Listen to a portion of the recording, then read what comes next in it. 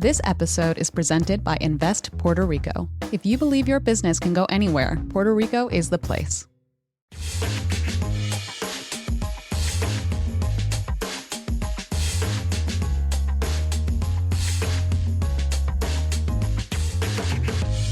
Hello and welcome back to Equity, TechCrunch's flagship podcast about the business of startups. Today is Friday, November 8th, 2024. I'm Kirsten Korosec, and joining me today are my fellow TCers, Devin Coldewey and Margaux MacColl.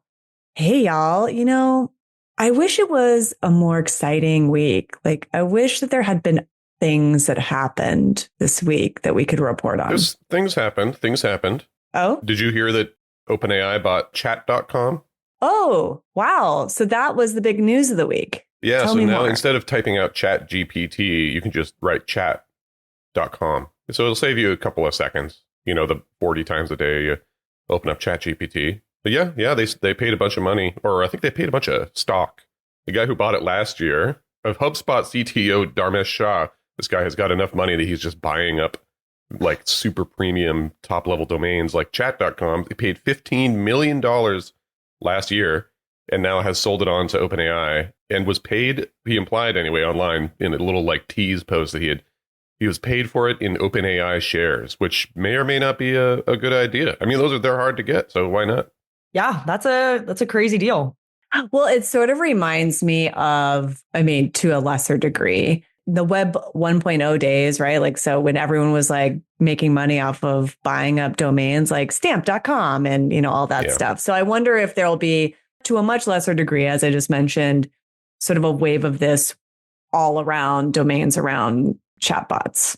There'll be some, but people at this point, it's more important to integrate it into your everyday. You won't even know that you're using ChatGPT, because it's built into your whatever app that's using Perplexity, and Perplexity is calling to ChatGPT, and you don't even know which version of ChatGPT you're getting. So it'll just be folded right in, as they say.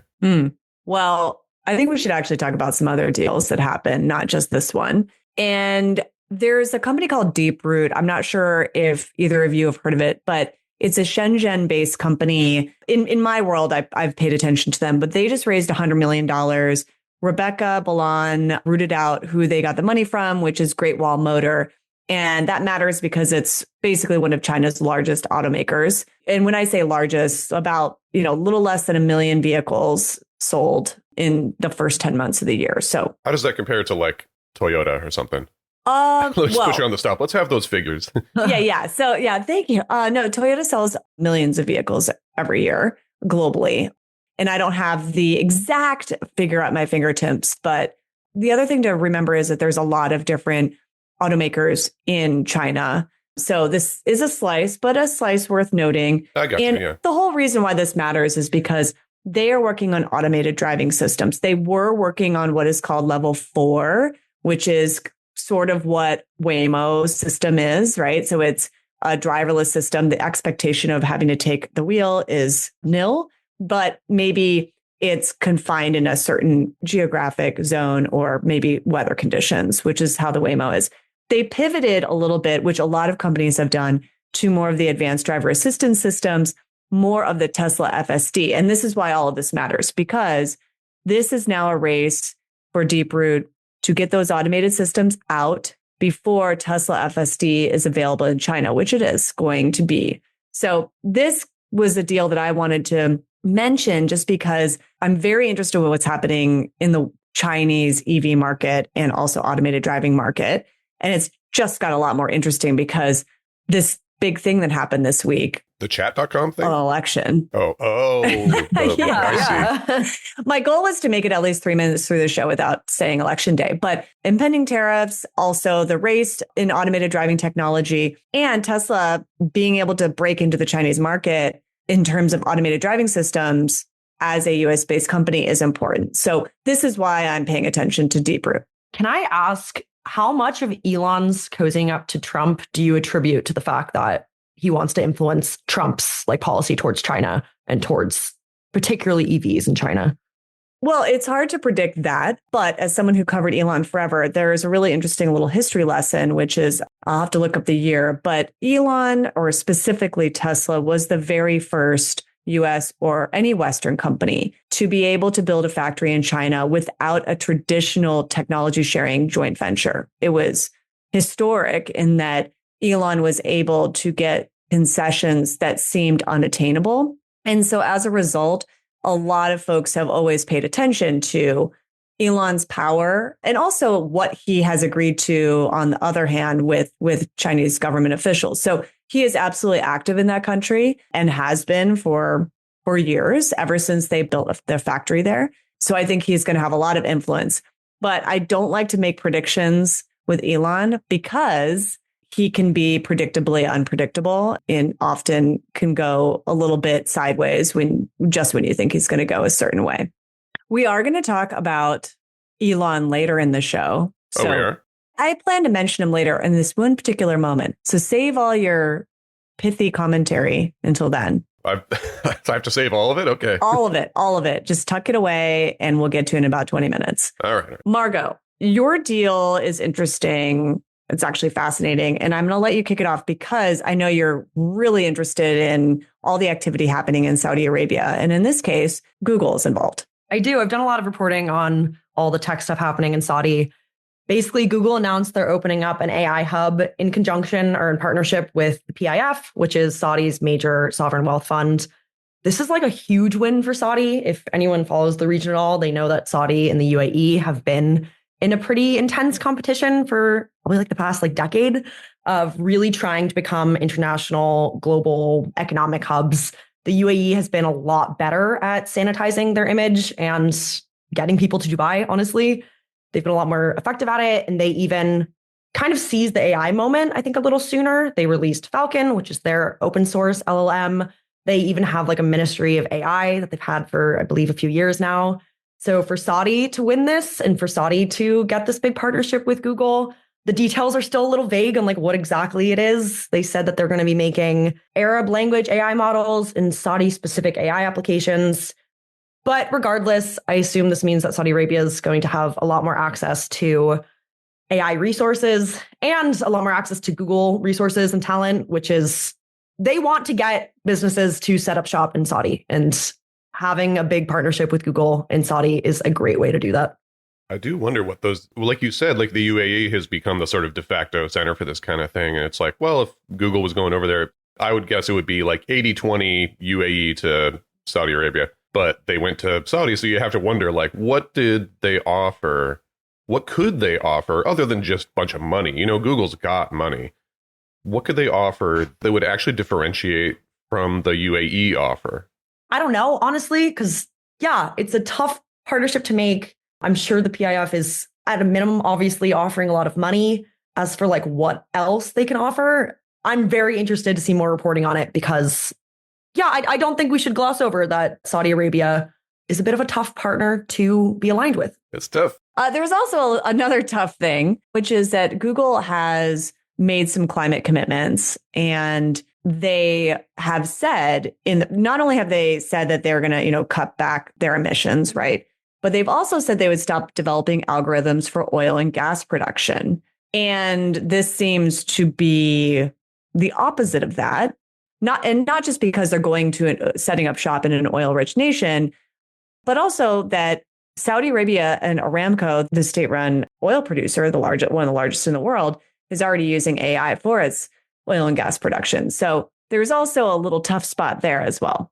I'll tell you, it's not tough for Google because all these voluntary commitments they're going to drop like a hot rock. Every company that's oh, we're dedicating this many resources, we commit to, net zero by 2030. That's just a load of BS. There's going to be no regulatory pressure on them to keep those promises. They were just pledges. A pledge is a voluntary thing. They're oh, we're going to be net zero by 2030. And then you look at their actual reports and they're ooh. Well, I would say, the original climate goals that came about from a lot of these tech companies were in part very much driven by some certainty at the time around impending regulations. And we've seen how that's played out globally, specifically in the EU. And many, many years ago, I covered oil and gas and the energy markets. And what every oil and gas producer would tell me is hey, it's not that, they were, big time lobbying against, any kind of climate change or emissions policies, But what they would say is we just want certainty, right? Well, the certainty has changed.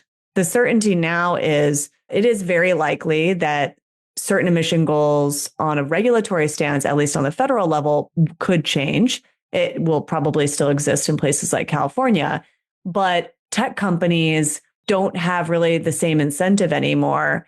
The incentive now is, and the interest is in AI and innovation. And so that will be the driving force and the rationalization that will be used for, maybe punting on these pledges. Oh, yeah. Yeah, and that's a good thing for any reporter to keep an eye on. I'd be curious if there's a reporter out there that's like lining up all their pledges and their AI commitments and seeing what they're reporting from. Sure. We tried to get some stuff from Amazon about their climate pledge and try to actually compare it to some of the stuff Amazon does. But they're frustratingly non-specific about lots of aspects of it. And they just won't, all these companies are private. Like they don't have to provide any information. We're like, well, what about this side of your business? Doesn't that seem to, counter the good you do with this part of the business? And they're like, well, who knows? Bye. That's that's the end of the conversation. It's the same with Google and everybody else. Yeah, it's just these are just priorities of convenience. So there is a good news AI story that I'd like you to talk about if we could pivot. Oh, yeah. Well, this is more on the biotech side. I don't know if you guys remember, but recently they did the Nobel Prizes, some of them anyway. And the Nobel Prize in Chemistry went to Baker Lab, which is a UW, a University of Washington lab in their protein development center. I can't remember the name of the lab, but they do really, I've talked with this guy, David Baker, before. And in fact, he works on my wife's floor in that building. But he's a very, very smart, very, very advanced in the AI world. And they put out protein generation work called Rosetta Fold and all this other stuff. Really cool stuff of using AI and computational biology to generate molecules that are useful in various ways. It's primarily been sort of for very, more theoretical purposes. There's not as many go-to-market opportunities, but they just spun out a company called Archon. They got $20 million from Madrona and a couple other venture firms. They're basically making a thing that's the antibody therapy and other sorts of medications. There's an element of chance to these things because molecules, there's billions of them. When you do medication, there's billions of them. They're very, very small. There's a good chance they'll just be skimming around in your body and not touching the things they need to touch. It's that simple. It's just very chaotic in the sort of cellular soup. And so what these things do is they take a bunch of the antibodies and they kind of stick them on a big old ball. It's instead of having a bunch of free floating antibodies or drug molecules, it's they stick them to a beach ball. And the beach ball bounces around and is way more likely to interact with the drug targets, whatever receptor. What's the beach ball made out of? It's infrastructure, but I'm trying to think of what that is made of. It's a protein. It's made of amino acids, like most things. It's amino acids are what make up proteins. The proteins make up all the stuff that our body does. And so they've made the sort of the beach ball, which is sort of a big dodecahedron or whatever, and it grabs, they call them antibody cages. They kind of grab one end of the antibody and it's inside the beach ball, and the other end sticks out, the business end, and then it rolls around and is just way more likely to interact with the drug targets. So at least that's the theory, and they're working with pharmaceutical companies to do it. But they need AI to generate the sequence, the amino acid sequence that produces the exact structure that they need to grab this particular antibody or whatever. It's a really interesting application of generative AI in pharmaceuticals and biotech, and they got some money, and hopefully they'll do some good work. I've certainly heard or seen us cover Gen AI being used in drug discovery. I've written stories about how Gen AI has been used at very early stages to help in battery development, specifically around electrolyzers with this startup called Aonics. Do you see more and more of these examples specifically in biotech than you did, say, a year ago? Or have these always kind of been happening for the last, let's say, a handful of years, and now they're just getting more attention? A little bit of both. I think that what happened was that early on, the promise was obvious as far as using AI to generate and vet protein and structure and predict structure. When we had stuff like AlphaFold and Rosetta Fold coming out, these were revolutionary for the microbiology and molecular biology domains. So it was obvious that they would have applications. And so companies began to sort of put them to their most obvious uses, and they raised tremendous amount of money, hundreds of millions of dollars for some companies that I can't remember the names of. Some of them got bought, some of them are still extant, but they were more general. They were like, we use this to predict potential drug candidates. Then what the drug companies found out was like, oh my God, now we have 1 million drug candidates and no way to test them. And so there's people who are like, oh, well, we'll use AI to create a more specific thing for the testing enzymes that you need for that. And then, oh, well, we need to automate the lab thing, but it needs to watch the proteins very closely. So AI has been sort of creeping along the stack in biotech and finding more specific things. And this one is much more specific than most. And what's the timeline for a startup like this? I imagine long. I don't think it is too long, because they're not trying to, it's not like they're saying, oh, this is going right in your pill. We'll put a bunch of these beach balls in your pill, but it's for also testing. It's much more in the lab side where they're saying, we don't have to do this experiment 500 times in 500 different little thingies to be sure that we're seeing the right result because of the element of chance. They can eliminate that chance considerably, and presumably they could do it right now. But I mean, I would say within a year, that would be my guess, within a year, they would be selling this as a service to testing labs of various kinds. Okay. Well, first of all, I just want to flag a couple things. One, thingies is a very specific scientific term. It's actually an acronym, yes. THINGEEs. Also, Toyota produced 10.3 million vehicles last year. Okay. And the joint venture with Tesla and China to build a factory in Shanghai was 2018. Okay, we're ready for a break. We got all that in. When we come back, we're going to talk about that other thing that happened this week, specifically what happens now around AI regulation, how Elon, remember I mentioned, save those pithy comments, may or may not benefit from that. And then we're also going to talk about Polymarket, which I know Margaux is super interested and excited to talk about as well after the break. What's next in innovation? That's not the right question. It's where.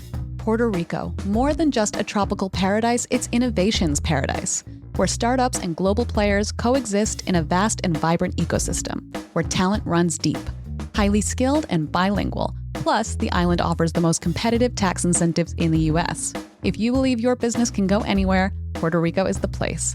Find out more at investpr.org/equity.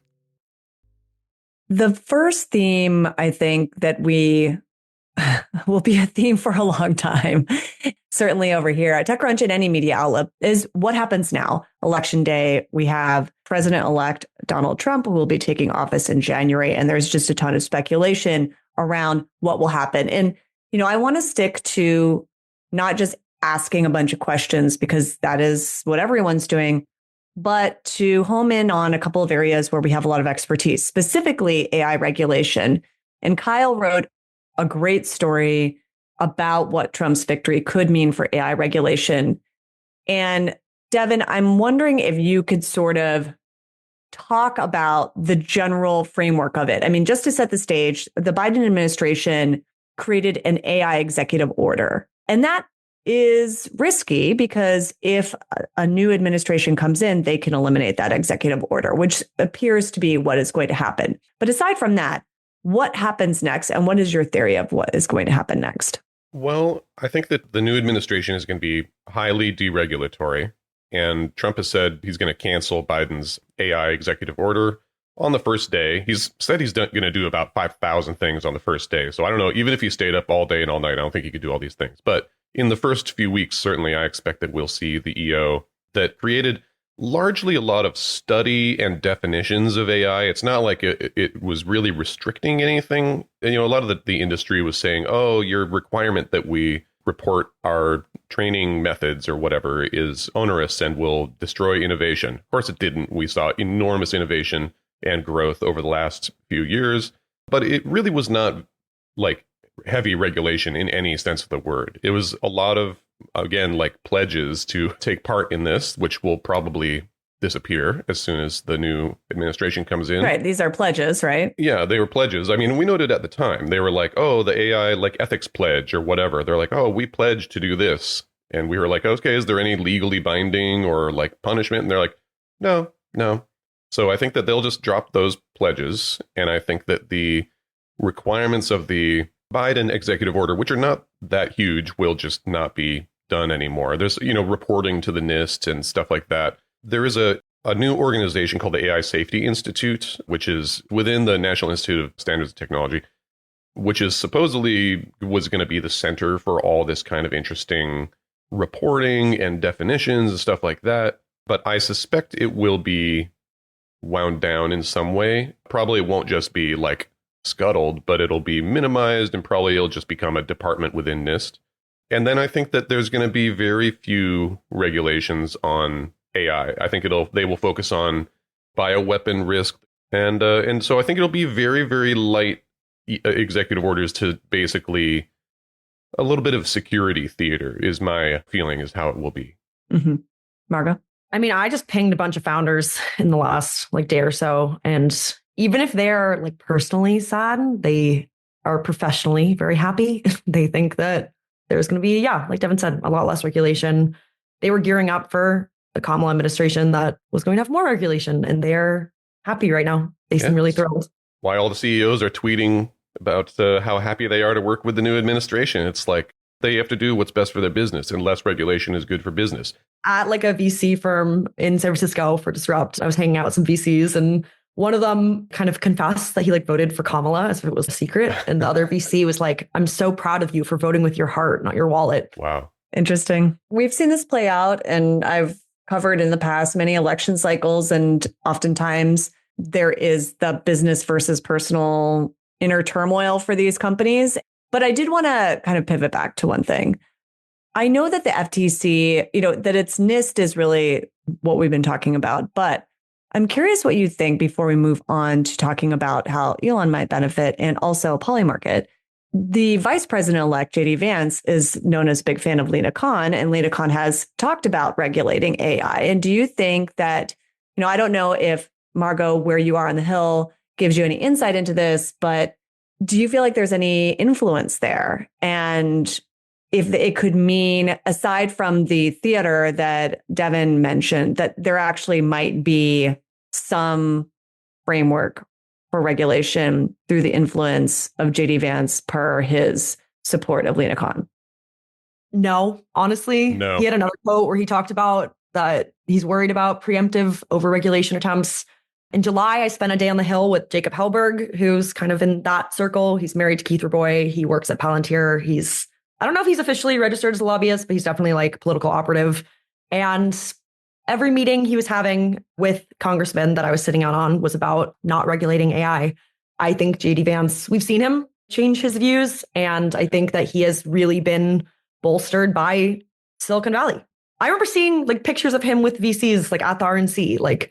That is his world. And from the conversations I've had with kind of conservative VCs that have really backed Trump, stopping Chinese innovation and not regulating AI are the two things they really care about.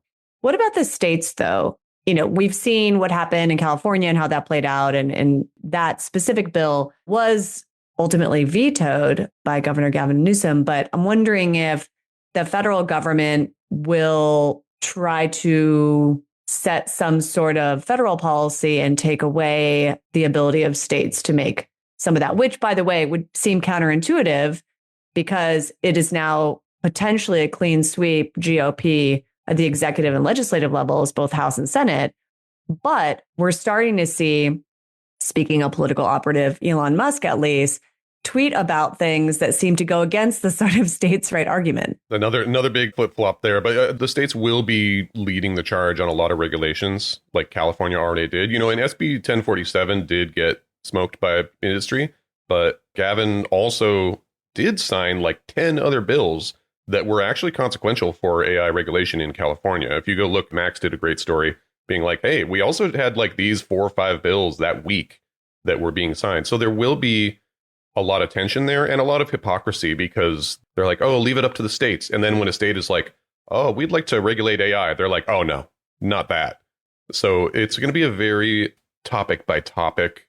They're just going to make that line up as they go. And it's whether they can actually pull it off in court and whether the Supreme Court will agree on certain legislative, wordings and things like that. But yeah, they've got a full lineup on the government front. So I think they'll be able to pull off a lot. Yeah, it'll be interesting. I mean, you make several good points, but one in particular, which is I think a lot of this will end up getting litigated and going through the court system because there is certainly a push and pull. While Trump absolutely won on the electoral college vote and popular vote, there is still a big group of folks who oppose his policies. And I can see this being hashed out in the courts for some time. I do have some bad news for you, though, which is that we don't have time to get into Elon Musk. Oh, well. I know you're upset about it. I saved those arguments. We can save them for next time. Don't worry. I'm sure we'll have plenty of time to talk about that the next 500 episodes. Elon can come up in Polymarket conversation. Oh, great. Yes. I want to learn about Polymarket, so please. I'll hope it's not lost. We'll wrap up the show talking about Polymarket. And I will say, Rebecca Ballon did write a great story about how the Trump presidency might benefit Elon and his many companies, specifically SpaceX, X, and Tesla. So go definitely check that out. But I'm going to give Margaux the mic. Polymarket. Yes, Polymarket is super interesting. It is a predictive betting market that has really blown up in the last year. I remember the first time I encountered Polymarket was at the RNC. They had kind of like last minute sponsored a box for really right-wing influencers. So like I was in the box, I was chatting with some Polymarket team, like one or two of the team members, and they were great and, tech guys, and we were talking about startups. And then I remember I turned around and I started kind of interviewing one of the influencers that was in front of a giant Polymarket sign. And I was like, oh, what kind of content do you make? And he was like, I am a proponent of bringing insert slur back. And it was a slur that I don't think he could use if you're going by his identity.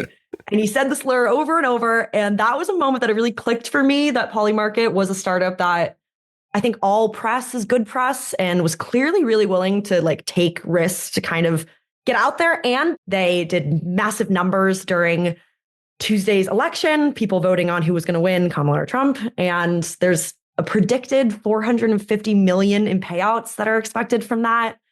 They are now being like France is looking at banning them because a French guy reportedly made tens of millions on betting on it. And you have lots of libertarian Silicon Valley folks basically touting it as like a better source of truth because it's kind of a crowdsource method of truth. And that's sort of their thesis because it called that Trump was going to win much earlier than mainstream media sources were. And it's a startup that's raised from Founders Fund and is very embedded in that kind of libertarian scene.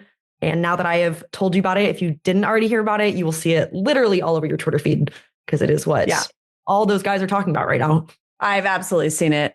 Now, are there competitors? Is there this burgeoning sort of predictive market around there, or is Polymarket sort of just owning it? Yeah, both Polymarket and their main competitor is Kalshi, and both have been around for a while. Kalshi is Sequoia backed, raised a while ago. They've been around for years and they haven't quite picked up steam. They've run into a lot of legal issues. Polymarket, technically US citizens or residents can't bet on Polymarket. I think that's pretty easy to get around. I don't exactly know how, but people definitely are betting on Polymarket. So yeah, they've run into regulatory issues. Technically, they're crypto. You bet with crypto. So I think that's run into issues. And for the most part, I thought it was interesting that Sequoia had backed Kalshi because they also backed BitClout, which was similar, using crypto to kind of like bet on individuals and like their stock would rise and fall based on how many people were betting on them. And it totally just sputtered out. And now the SEC is bringing up charges against the founder. So there are competitors. This has been around for a while, and TBD if this will remain a thing after the election. Interesting. I don't see why they would regulate it. It's just one of those things. This kind of betting has been around for hundreds of years, right? People have been doing this forever, and it was made illegal for good reason, but things have changed. It was probably, the first law is illegalizing.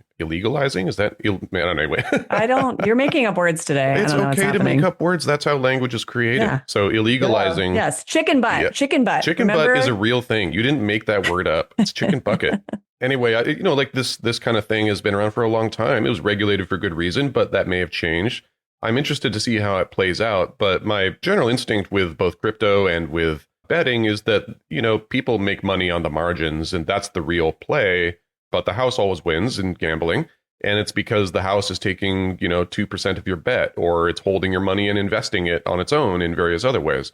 So I always look for the sort of side hustle in these things. This is not an altruistic global bookie. It'll produce all kinds of weird side effects too. I'm not sure if there is an altruistic bookie, but it'll be interesting to watch, and we will be tracking it a little bit because the election's now over. So we'll see. They probably have a lot of momentum and attention right now, but what do they do from here is kind of what I'll be watching and waiting for. And I think that that's all we have time for today. Save your pithy Elon comments for next episode, Devin, and we will see you next week. Equity is produced by Teresa Loconsolo with editing by Kel. Bryce Durbin is our illustrator, and we'd like to give a big thanks to our audience development team and Henry Pickabit, who manages TechCrunch audio products. Thanks so much for listening, and we'll talk to you next time.